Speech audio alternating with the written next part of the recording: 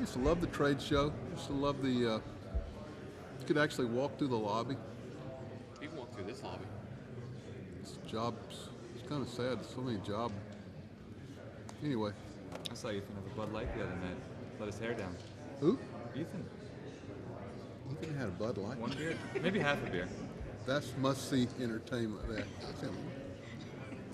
I don't know. I didn't stick around to count, but. Just all on the record. Who's Ethan going to get in trouble with? I don't know. What's up?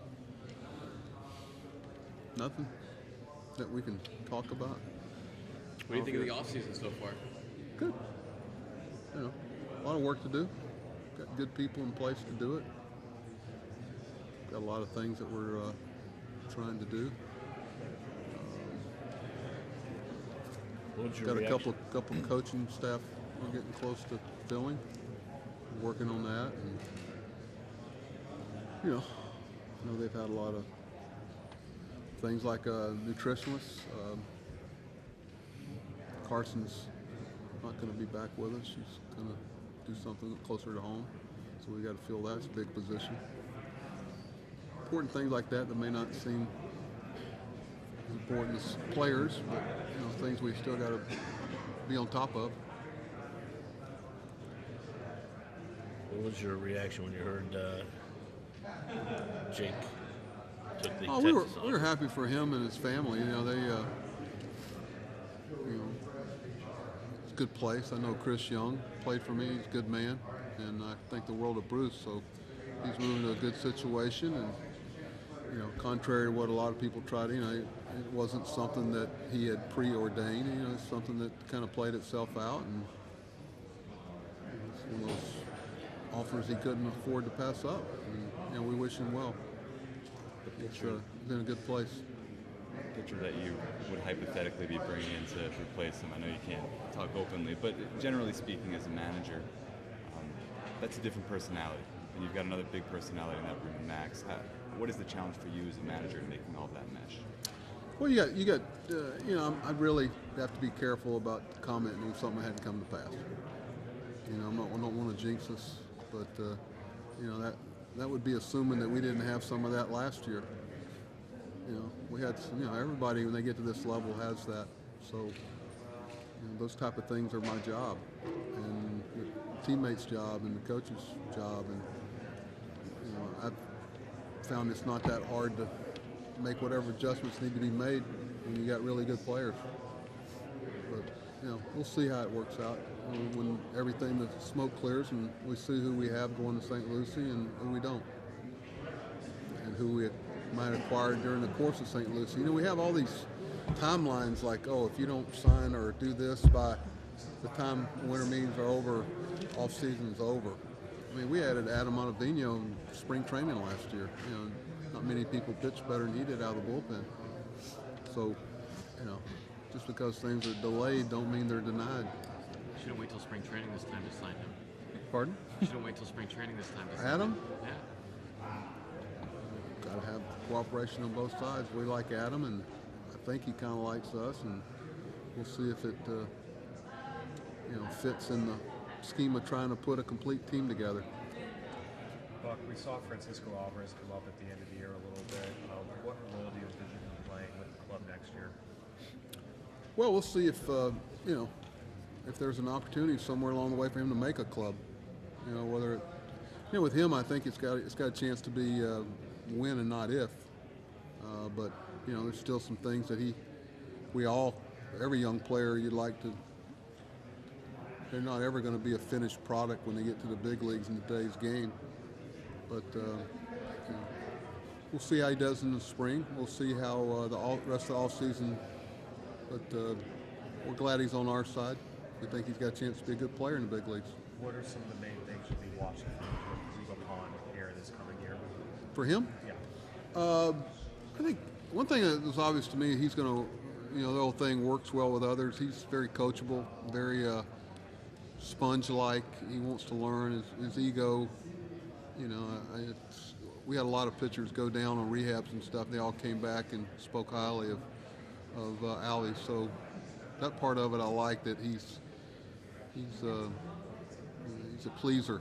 You know, he wants to bring what, and he doesn't have all the answers. He's a guy that's I think he's gonna improve as he goes forward. And got to keep in mind he's 21 years old, but he's got a chance to be a really good player.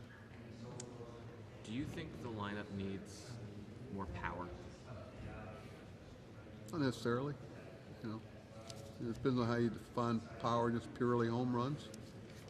You know, he scored enough runs to win, and the better pitchers are, sometimes the less home runs that are given up. So no, I don't stay up at night about, oh gosh, we got to have X number of power and let's add X number of strikeouts.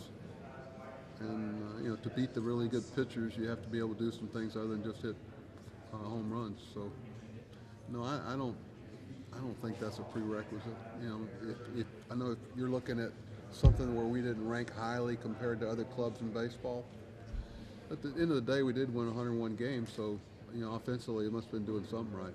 Well, you guys scored plenty of runs. I think you were 7th in the majors in slugging percentage, but only 15th in home runs. Mm-hmm. So to your point, Yeah, doubles, payment or triples. power. I mean, it kind of depends on what you like philosophically, I guess, offensively. I like when there's a W next to our name at the end of the game. I don't, how we get there, we get there.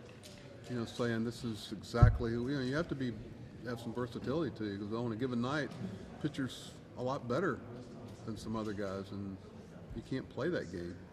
You don't go, hey guys, we need to hit for power tonight. Hey, we need to do this tonight.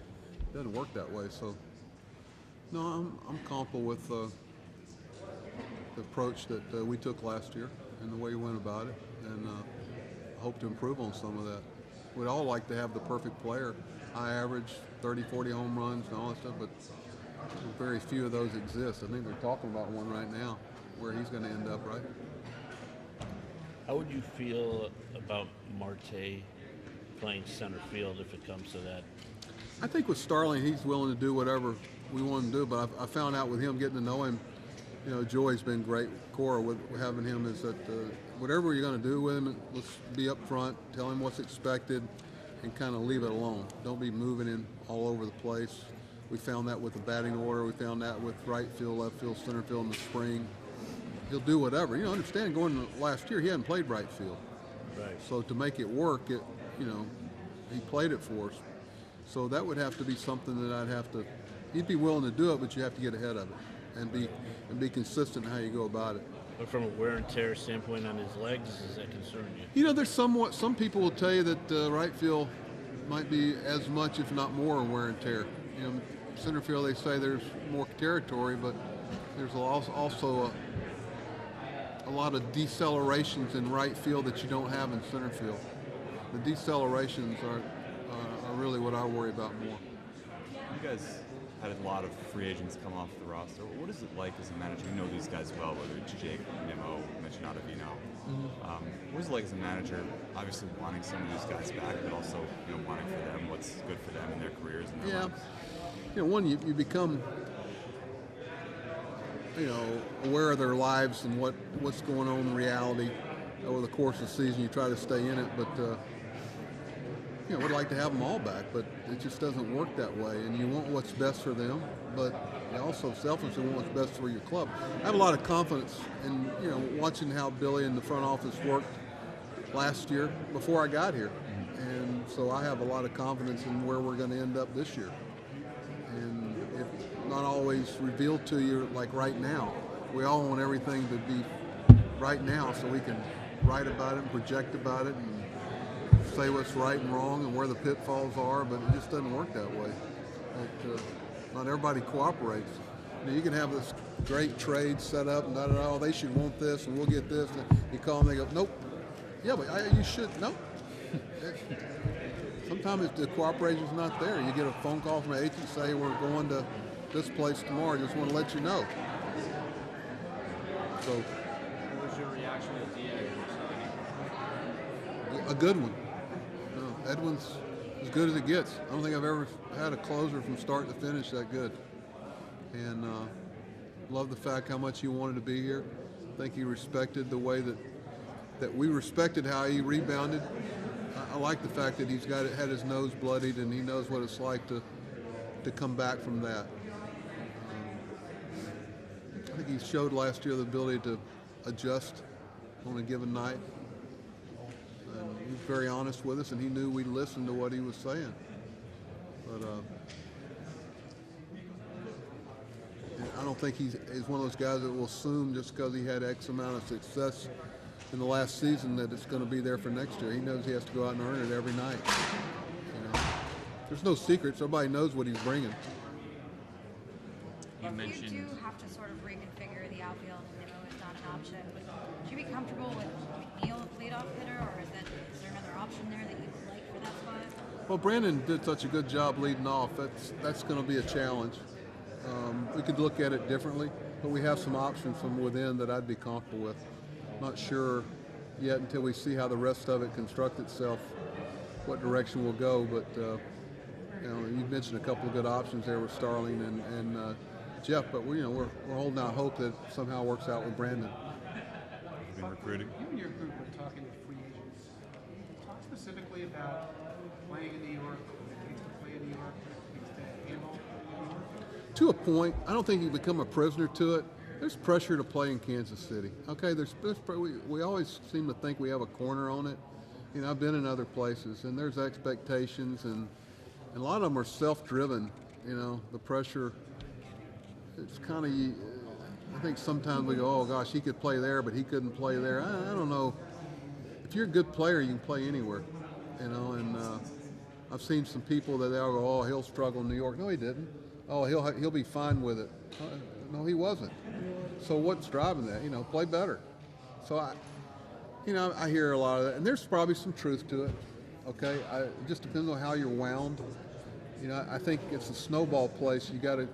It's one thing we liked about Adam is that Adam, out of England, might have had not so good night, but he never snowballed him. He didn't let it go. Now it might be from the fact that he's from New York, and he loved it when he would. Well, the few times he might struggle, he loved the fact we put him out there again the next night, because you look for that in players but you look at it everywhere. You don't want bad times to snowball, and I think that's one thing you look for. You're going to sit around and feel sorry for yourself and wallow around in pity, and they're in New York. They're always waiting to embrace you. You just got to give them something to embrace you. They want you to be good. They want you to do well. They're not just waking up going, "Hey, please be bad for my team." You control it. There's a Japanese free agent pitcher, Senga. There's actually 3 of them, but go ahead. So what do you think about him? Singa? Like him. You agent? How much you want? Make a deal right here. You sign him? Would you sign him? Yes. How many years? No, no, I'm not an agent. No, but how many years do you think he'll get? 5? Which one? I know, that's what everybody's trying to figure out. And it's tough to project those guys, But a good pitcher is a good pitcher. You're always thinking about, the load of pitching every 5th day compared to, the other one. But they said that about some really good Japanese pitchers that came over here and did well. So he's a good one. We've talked with him, and he's impressive. You can see why they think so highly of him. I enjoyed our little talk with him. You have a lot of experience, Koji and Wada. I talked to Koji about it. what does Koji think? He's always going to. I had to actually talk to Koji's wife. She and my wife stayed friends, and she kind of interpreted for us. You say it's hard to project those guys. Why? Just every 5th day. It's kind of like a Friday night pitcher in college baseball. They're pitching maybe once a week. And all of a sudden you're asked to post up every 5th day. Now they're throwing 140, 150 pitches in that once a week thing. So can you shorten them up at 90 to 100 and have them pitch every 5th day? Okay, what if you're wrong? So that's the thing you're always considering. What do you think of I understand there's some things you can't talk about, but the state of the rotation generally right now, with several free agents, DeGrom gone, etc. Getting there. Brought Carlos back, potentially adding a guy if we get through the physical.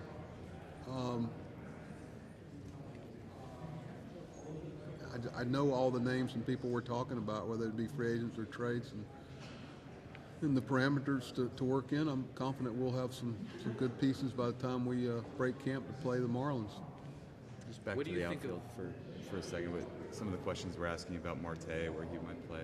How much easier would make your life if you do get Brandon back? Of course, we'd like to have him. He's a good player. He's established himself, and he had a post up good physical year where he, for whatever reason, he seemed to get through a lot of things that have been a challenge in the past. It didn't snowball into something where he had to sit out a lot of games. So that was good to see. So he answered some questions there. He's capable of it. Was he 30? And Brandon got better every year he played. He improved. And so somebody will get a good person and a good player. We hope it's us. But if not, we have to be ready to pivot and move in another direction. What is the most important thing the Mets have to do this offseason? I'd probably look at it a little differently than some other people. That's why I'm asking. We got a couple of coaches. We had a really good coaching staff last year, one of the better ones I've had. So we got a couple of coaches to add. Just from my standpoint, the rest of it kind of take care of itself. I'm going to manage the players that GM that I have a lot of confidence in, and owner put in front of me, and I'm looking forward to seeing who we end up with. Aside from the bullpen coach opening, what do you have another opening or Assistant hitting coach, Right. which is basically the assistant hitting coach became the head. Yeah. And then we kind of added, Glenn's going to have this, at some point we're going to end up with Glenn spending a lot of time with Alvarez. So I'm not sure when that'll be, but we got to be ready for that. Is he in uniform still, Glenn? Yes. Oh, yeah. He better not be. Glenn, I know Chavi's going to need a lot of help with the spring training scheduling and stuff. Gold gloves don't help. It's with spring training a schedule. developing skill that he's going to get better at. But it'll be fun. We had a good one. Glad Jeremy got back on board. That was big. Got Harrison signed. How long? Our 10 years. Lifetime contract? 2 years. That's what I got. I don't know what he signed for, but it was a good sign. We've already had a good offseason. We got a meeting tomorrow with the rules and all the new stuff coming in. I'm taking Harrison with me. That's going to be must-see entertainment, because he's going to. Any questions? Harrison's going to put his hand up. They already used a couple of his challenges last year in the meeting this morning as an example. Pretty cool. He's lost his humbleness, though. He's pretty good at it. He's pretty You good at it. shouted him out too much. That's on you. Somebody's. Why won't we let somebody do an article on him? Now that he's got a contract, I wish somebody could sit with him during a game and look at the game the way he looks at it. Like, we pick up the phone, he's already looked at 5 replays. Let's make it happen. You know what the key is? He knows how to work the machinery to get to angles before we even get to the phone. He's the best I've ever seen.